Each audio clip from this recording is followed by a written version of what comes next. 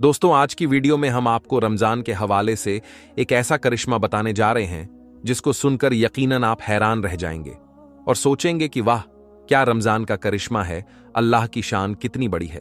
तो दोस्तों, माह रमजान को मुबारक महीना मानने वाले इस वीडियो को एक लाइक जरूर करें और चैनल को भी सब्सक्राइब जरूर करें।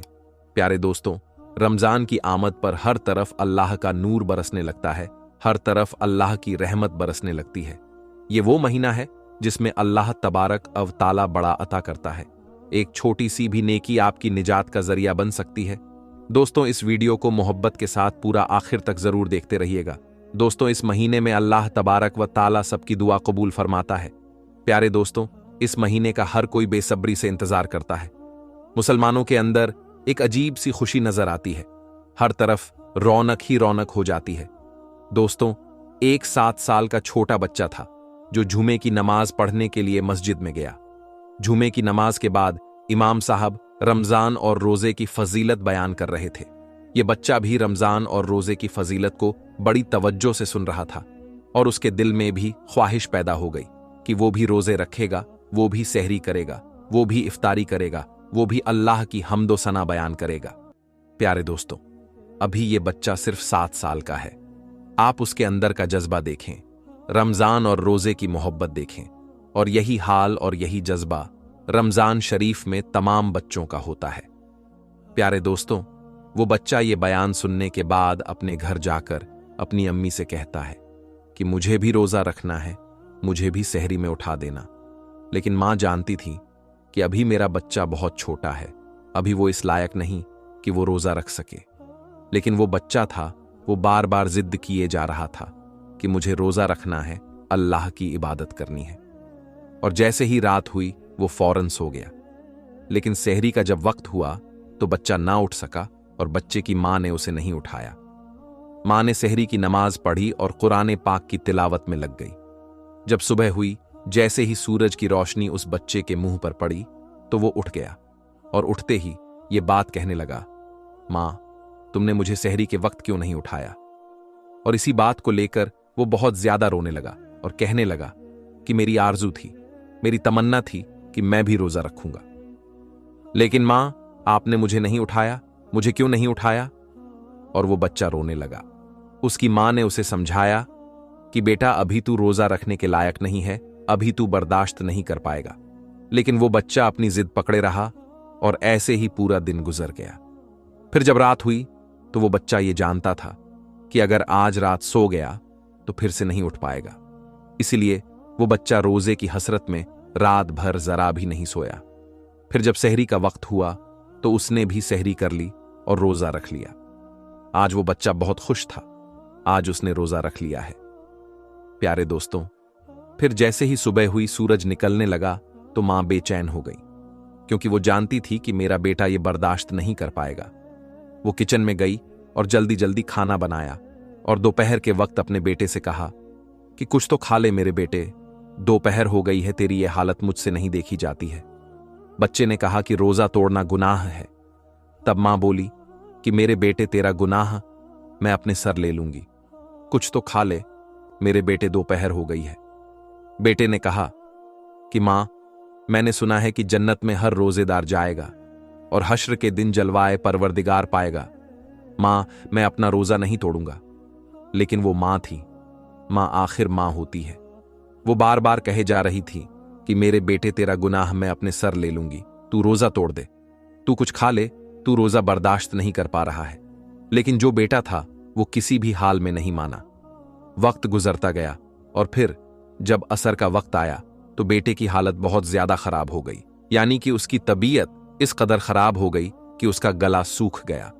हत्ता कि यह हुआ कि भूख और प्यास की वजह से उसकी जान निकल गई और वो बच्चा इंतकाल कर गया।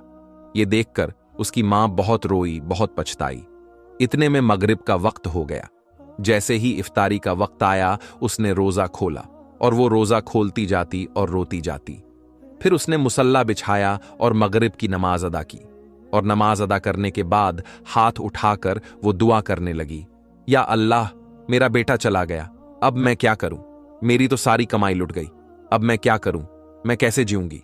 वो दुआ मांग रही थी कि इतने में उसके दरवाजे पर एक फकीर आ गया। उसने कहा कि घर में कोई है, मैं रोजेदार हूं, मुझे कुछ खाने को दे दो। जब उस औरत ने उस फकीर की आवाज सुनी तो उसने जो कुछ बनाया हुआ था सब उस फकीर को दे दिया। जब वो फकीर को देने गई तो उसकी आंखों में आंसू थे। उस फकीर ने कहा कि तुझे क्या हुआ है? तो उस औरत ने बताया कि मेरा 7 साल का बेटा था, उसने जिद करके रोजा रख लिया और भूख की वजह से असर के वक्त उसकी जान निकल गई।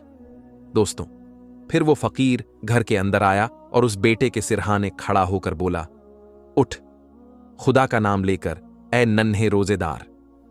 जैसे ही उसने ये अल्फाज बोले, इतने में क्या हुआ कि वो बच्चा जो मर चुका था, वो नन्हा रोजेदार फिर से जिंदा हो गया और अल्लाह पाक का नाम लेता हुआ उठ खड़ा हुआ। दोस्तों, ये बहुत बड़ा करिश्मा है। एक नन्हा रोजेदार जो मर चुका था, वो अल्लाह का नाम लेते हुए फिर से जिंदा हो गया। दोस्तों, ये अल्लाह तबारक व ताला का बहुत बड़ा करिश्मा है। ये माह रमजान मुबारक का करिश्मा है कि एक मुर्दा बच्चा फिर से जिंदा हो गया। अल्लाहू अकबर। रमजान का क्या करिश्मा है, अल्लाह की शान कितनी बड़ी है। दोस्तों, माह रमजान को रहमत का महीना मानने वाले कमेंट बॉक्स में अल्लाहू अकबर जरूर लिखें। दोस्तों, अब हम आपको शरीफ भाई और उनकी 7 साल की बच्ची के रोजे के बारे में बताएंगे, जिसे सुनकर आपके रोंगटे खड़े हो जाएंगे और आपकी भी आंखों में आंसू आ जाएंगे। इसलिए आप इस वीडियो को आखिर तक जरूर देखें। दोस्तों, शरीफ भाई एक बड़े से बंगले में माली थे और वहां पर काम किया करते थे।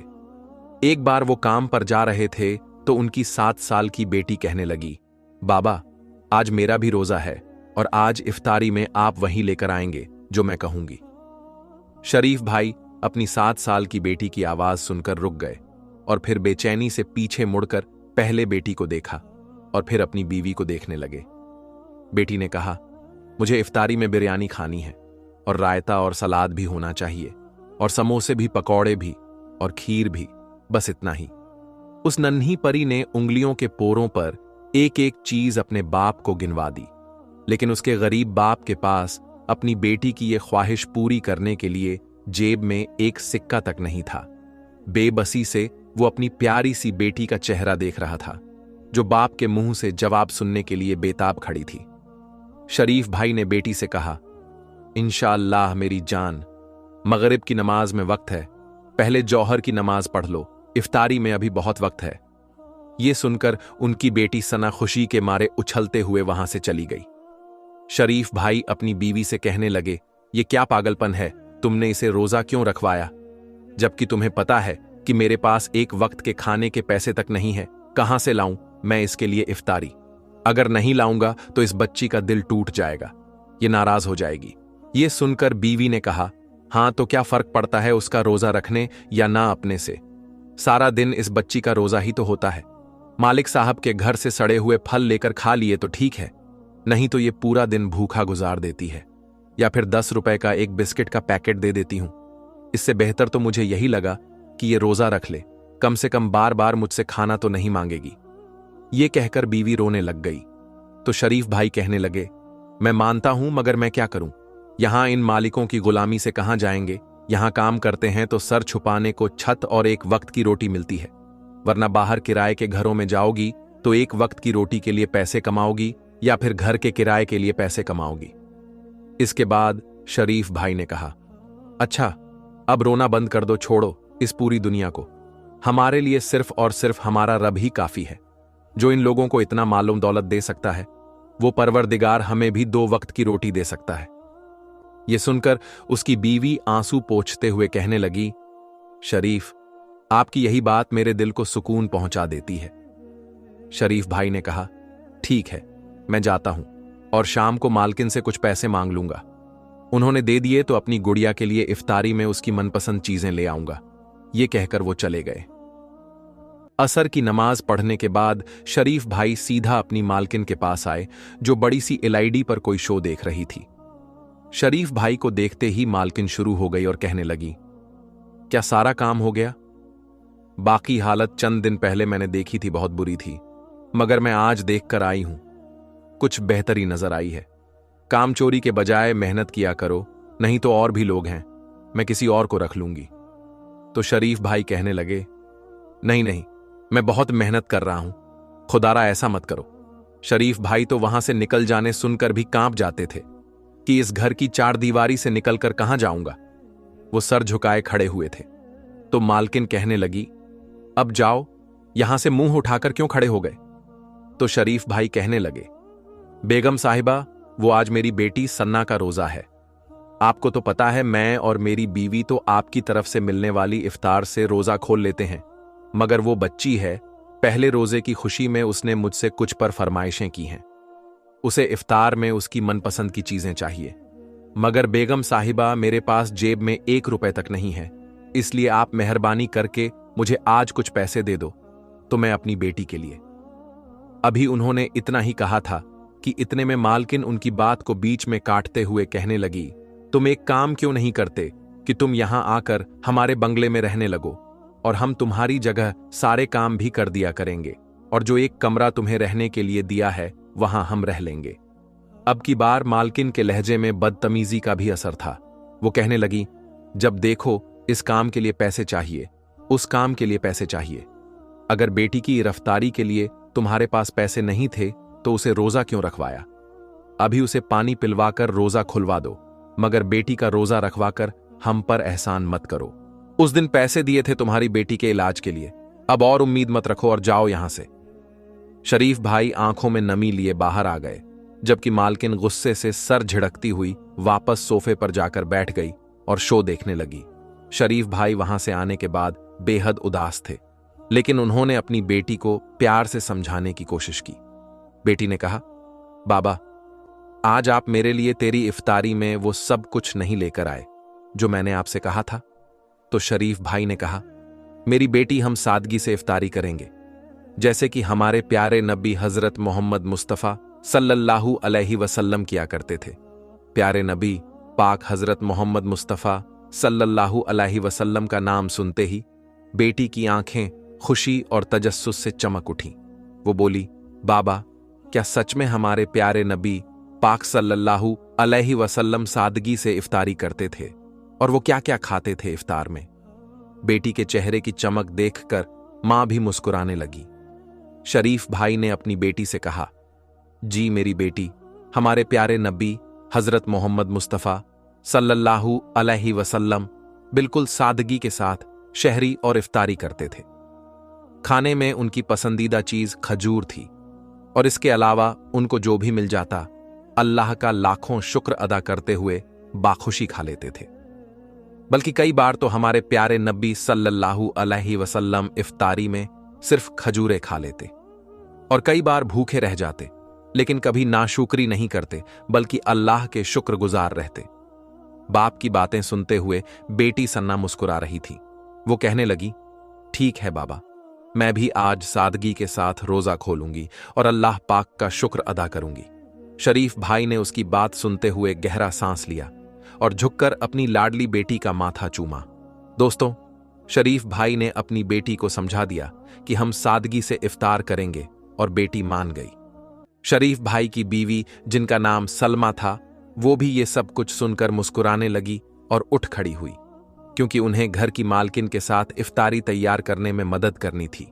सलमा ने मालकिन से कहा, बेगम साहिबा, आज बहुत गर्मी है, लाएं मुझे दे दें, मैं खाना बना देती हूं। तो मालकिन, जो उस वक्त गर्मी में किचन के चूल्हे के सामने खड़ी थी और बिरयानी बना रही थी, वो कहने लगी, नहीं, मैं खुद कर लूंगी, बड़ी मेहरबानी तुम्हारी।